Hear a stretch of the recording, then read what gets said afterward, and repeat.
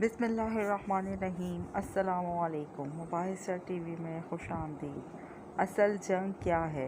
बैतुल मक़दस तीन मज़ाहिब की मुक़द्दस जगह, मुसलमानों का क़िबला दोयम, ईसाइयों के लिए यसू की जाए विलादत, यहूदियों के लिए हैकल सुलेमान। शुरू करते हैं हज़रत इब्राहीम अलैहिस्सलाम से, जिनके दो बेटे थे, इस्माईल और इसहाक़ अलैहिस्सलाम। इसहाक़ अलैहिस्सलाम के बेटे थे याकूब अलैहिस्सलाम। यहीं से कहानी शुरू होती है इसराइल की। इसराइल यानी अल्लाह का बंदा, और यह लक़ब हज़रत याकूब अलैहिस्सलाम को दिया गया। हज़रत यूसुफ़ अलैहिस्सलाम ने जब कफ़ीर मिस्र में बने तो आपको हुक्म हुआ कि अपने तमाम ख़ानदान यानी आले याकूब को मिस्र बुलाया जाए, और मिस्र की सरज़मीन का एक मख़सूस हिस्सा इनके लिए मुख्तस किया गया। अल्लाह की तरफ से कहा गया कि ए आले याकूब, इस सरज़मीन में तुम्हारे लिए बरकतें हैं। हज़रत यूसुफ़ अलैहिस्सलाम के 12 भाई थे, इसीलिए अल्लाह ताला ने इनके लिए 12 चश्मे जारी किए। यूँ इस सरज़मीन का नाम हज़रत याकूब के लक़ब से इसराइल पड़ गया, और जिसे आज यरूशलेम भी कहा जाता है। आपकी नस्ल से कमोबेश 70,000 अम्बिया कराम आए। हज़रत यूसुफ़ के भाई यहूदा की नस्ल आगे बढ़ी तो इनमें से आने वाले तमाम बनी इसराइल यहूदी कहलाए। वक्त गुज़रता गया और हज़रत मूसा अलैहिस्सलाम का दौर आया। जब फ़िरौन ने मिस्र की आप पर तंग की तो बनु इसराइल के साथ आपको मिस्र से निकलना पड़ा। इस दौरान बनी इसराइल पर अल्लाह ताला की बहुत सी करम नवाजियाँ भी हुईं, जिसमें मनो सलवा, चश्मों की बहुतात, मछलियों के शिकार का ज़िक्र कुरान पाक से भी मिलता है, और वहीं हमें एक गाय का ज़िक्र भी मिलता है जिसके लोथड़े से मुर्दे ने अल्लाह के हुक्म से ज़िंदा होकर अपने कातिल का बताया। इस गाय की निशानियाँ अल्लाह ताला ने कुरान पाक में बयान फरमाई, जो कि एक सुर्ख माइल रंगत की गाय थी। ऐसी गाय आज भी यहूदियों के नज़दीक मुक़द्दस मानी जाती है। हज़रत मूसा अलैहिस्सलाम के बाद दीगर नबी आए। इस दौरान में हज़रत मूसा अलैहिस्सलाम और इनके दौर की कुछ बाक़ियात, तौरात, मनो सलवा का कुछ हिस्सा बनी इसराइल ने एक संदूक में महफूज कर लिया। यह अल्लाह की तरफ से हज़रत आदम को दिया गया एक ख़ास संदूक था, जो नस्ल दर नस्ल नबियों के पास रहा, जिसे कुरान में ताबूत सकीना के नाम से पुकारा गया है, और यह यहूदियों को अपनी जान से ज़्यादा अजीज़ है। हज़रत दाऊद ने जब जालूत को हरा कर इससे ताबूत सकीना हासिल किया तो यूँ बनी इसराइल ने अब उन्हें नबी तस्लीम कर लिया, और हज़रत दाऊद अलैहिस्सलाम ने इस संदूक की हिफाजत के लिए एक हैकल तामीर करवाना शुरू किया, जो इनकी ज़िंदगी में मुकम्मल ना हो सका। इनके बेटे हज़रत सुलेमान अलैहिस्सलाम ने जिनों की मदद से इसको मुकम्मल करवाया, और इसी दौरान में आपकी भी वफ़ात हो गई। इसी वजह से इसे हैकल सुलेमानी कहा जाता है। बाद अज़ा बाबुल के बादशाह बख्त नसर ने इसराइल पर हमला किया और हैकल सुलेमानी को भी गिरा दिया, और ताबूत सकीना भी अपने साथ ले गया। सेप्रेस दी ग्रेट ने दोबारा ये शहर हासिल किया, यहूदियों को दोबारा यहाँ आबाद किया, और ताबूत सकीना को भी वापस लाया गया। हैकल सुलेमानी एक दफ़ा फिर तामीर किया गया। फिर वक्त गुज़रा और हज़रत ईसा अलैहिस्सलाम की आमद हुई, जिन्हें नाउज़ुबिल्लाह यहूदियों ने दज्जाल और नाजाइज़ और क्या क्या लक़ब दिए। यहाँ से यहूदियों में से दो अलग कौमें हो गईं, एक यहूदी और दूसरे ईसाई। यहूदियों ने साजिश करके हज़रत ईसा अलैहिस्सलाम को सलीब पर चढ़ाना चाहा। अल्लाह ताला ने इन्हें अपने पास उठा लिया। इसके बाद यहूदियों और ईसाइयों में कई छोटी मोटी जंगें शुरू हुईं। फिर ईसाई रूमी बादशाह टाइटुस ने इस शिद्दत से यरूशलेम पर हमला किया कि इस पूरे इलाके की ईंट से ईंट बजा दी, हैकल सुलेमानी को गिरा दिया, जिसकी सिर्फ एक दीवार इस वक्त अपनी असली हालत में मौजूद है, जिसे दीवार गिरिया कहा जाता है, जहाँ यहूदी जाकर तौरात की तिलावत करते हैं और गिरिया और जारी करते हैं। ताबूत सकीना भी न जाने कहाँ गायब हो गया। टाइटुस के हमले के बाद यहूदी आखिरी नबी के इंतज़ार में थे, क्योंकि अल्लाह पाक का इनसे वादा था कि इन्हें फिर से उरूज बख्शा जाएगा।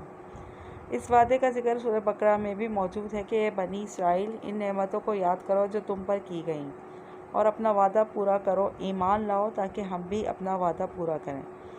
क़यामत की निशानियों में से एक निशानी ये भी है कि हैकल सुलेमानी की 3 दफ़ा तामीर होगी, जो कि 2 दफ़ा हो चुकी है।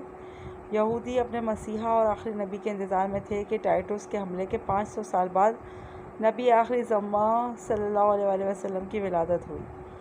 यहाँ यहूदियों को ये झटका लगा कि सारे नबी हज़रत इसहाक़ अलैहिस्सलाम की नस्ल से हैं, तो आखिरी नबी हज़रत इस्माईल अलैहिस्सलाम की नस्ल से क्यों कर आ गए, और उन्होंने ईमान लाने से इनकार कर दिया। यह मुसलमानों के लिए भी वो अम्बिया की ही निशानी थी, इसीलिए हैकल सुलेमानी को बैतुल मक़दस का नाम दिया गया। इस्लाम के आगाज़ में यहूदियों को कायल करवाने की खातिर ही बैतुल मक़दस की जानिब मुँह करके नमाज अदा करने का हुक्म हुआ, क्योंकि यहूदी इस तरफ मुँह करके इबादत किया करते थे। 17 माह बाद हमारी इबादत का रुख बैतुल मक़दस से बैतुल्लाह की जानिब मोड़ दिया गया, क्योंकि मुसलमानों का शुरू से किबला अव्वल वही रहा, जिसे पहले हज़रत आदम अलैहिस्सलाम फिर हज़रत इब्राहीम अलैहिस्सलाम ने तामीर किया। हज़रत उमर रज़ी अल्लाह तआला अन्हा के दौर हुकूमत में इसराइल यानी यरूशलेम और ईसाइयों का कब्ज़ा था। बैतुल मक़दस के ही अहाते में उन्होंने गिरजाघर तामीर किया हुआ था। ऐन ताबूत सकीना वाली जगह वो गंद फेंका करते थे, यहूदियों की नफ़रत में। यरूशलेम की फ़तह के वक्त जब हज़रत उमर वहाँ गए तो ईसाइयों पर बरहम हुआ, वहाँ सफाई करवाकर मस्जिद तामीर करवाई और कुरान में मौजूद मेराज वाले वाक़े की निस्बत से इस मस्जिद को अक्सा का नाम दिया। यहूदियों की दीवार गिरिया भी इस अहाते में मौजूद थी, तो ज़ायरीन की हैसियत से इन्हें भी वहाँ आने की इजाज़त दे दी गई। खिलाफत अब्बासिया तक यरूशलेम एक मुस्लिम शहर रहा। इसके बाद ईसाइयों ने दोबारा यरूशलेम पर हमला करके इस पर कब्ज़ा कर लिया। सलाहुद्दीन अय्यूबी ने ईसाइयों के ख़िलाफ़ 50 से ज़ायद जंगें करके बैतुल मक़दस दोबारा हासिल किया।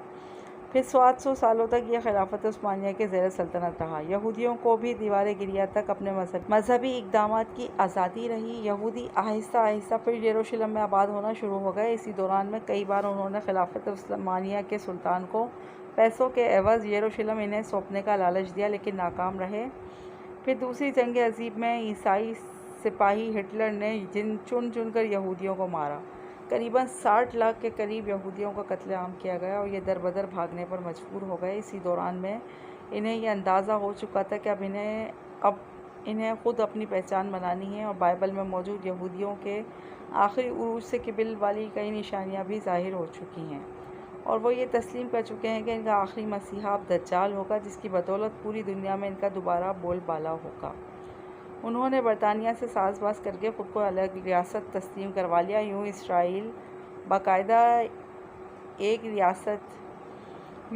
बाकायदा एक मुल्क की सूरत में दुनिया के नक्शे पर उभरा। फिर आहिस्ता आहिस्ता इन्होंने फ़लस्तीन और दीगर मिस्री इलाकों पर भी कब्ज़ा कर लिया। अरब ममालिक इसराइल के ख़िलाफ़ जंग पर आए, लेकिन इस वक्त तक ये ख़ुद को इतना मजबूत कर चुके थे। अरब ममालिक को इस एक छोटे से मुल्क से मुँह की खानी पड़ी। ईसाइयों ने भी देख लिया कि अब इनसे लड़ झगड़ कर कुछ वसूल नहीं होना, तो बाकायदा गिरजाघरों में पादरियों ने तकरीबात मुनक्किद की और यहूदियों के लिए माफ़ी का ऐलान किया। यूँ सियासी और इक़्तिसादी मफाद परस्ती ने 2000 सालों से एक दूसरे के अज़ली और जानी दुश्मनों को एक सिफ़ पर ला खड़ा किया, और कुरान की बात भी सच हो गई कि यहूद और नसारा एक दूसरे के दोस्त हैं। यहूदियों के अकायद के मुताबिक वो हैकल सुलेमानी की हिफाजत नहीं कर पाए, तो वो खुद को कसूरवार कहते हैं।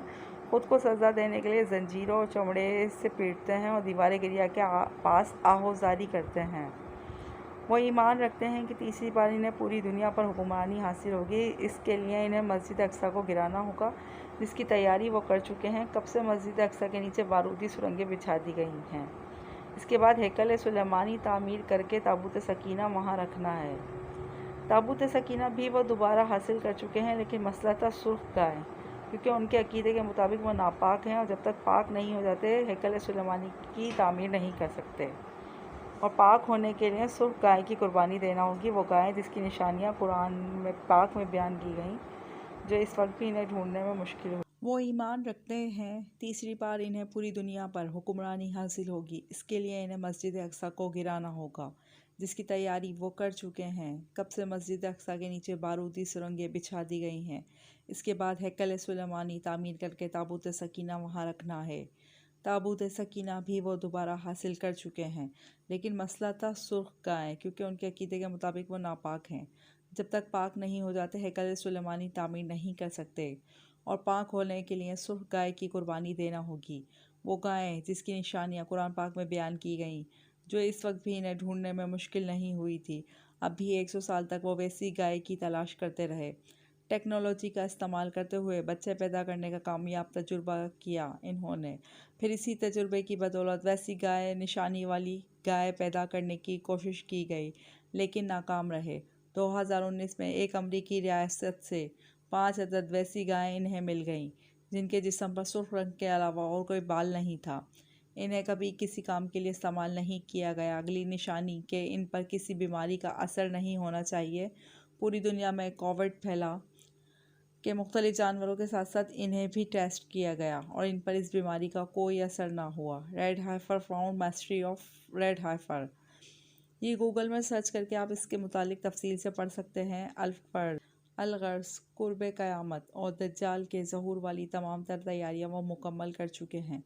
अपनी मर्ज़ी के डॉक्टर, इंजीनियर बच्चे पैदा करना, 9D टेक्नोलॉजी की मदद से एक जगह होते हुए कई जगह मौजूद रहना, अपनी मर्ज़ी के मौसम बनाना,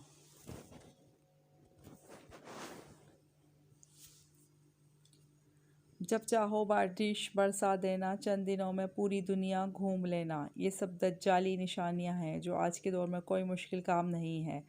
हमारे इस्लाम में बताई गई क़यामत की निशानियों की इन्होंने इतने अच्छे से तैयारी कर ली है कि गरगद के दरख्त लगा दिए जो इन्हें पनाह देंगे। बापेलत जिस जगह अहादीस के मुताबिक दज्जाल का हज़रत ईसा अलैहिस्सलाम के हाथों कत्ल होने का जिक्र मौजूद है, इस जगह वो दज्जाल के फ़रार के लिए एयरपोर्ट बना चुके हैं।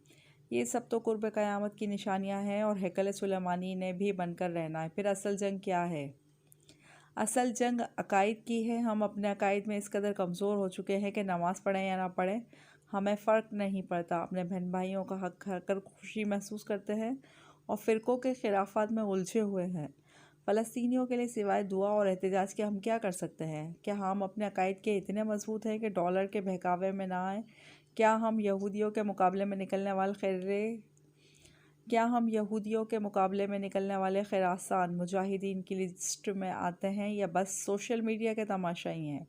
अगर आज दज्जाल ज़ाहिर हो जाए और तौबा का दरवाज़ा बंद हो जाए तो हमारी आखिरत के लिए क्या तैयारी है? सोच समझ कर जवाब दीजिएगा। वीडियो अच्छी लगे तो वीडियो को लाइक और शेयर ज़रूर करें, चैनल ज़रूर सब्सक्राइब करें। शुक्रिया।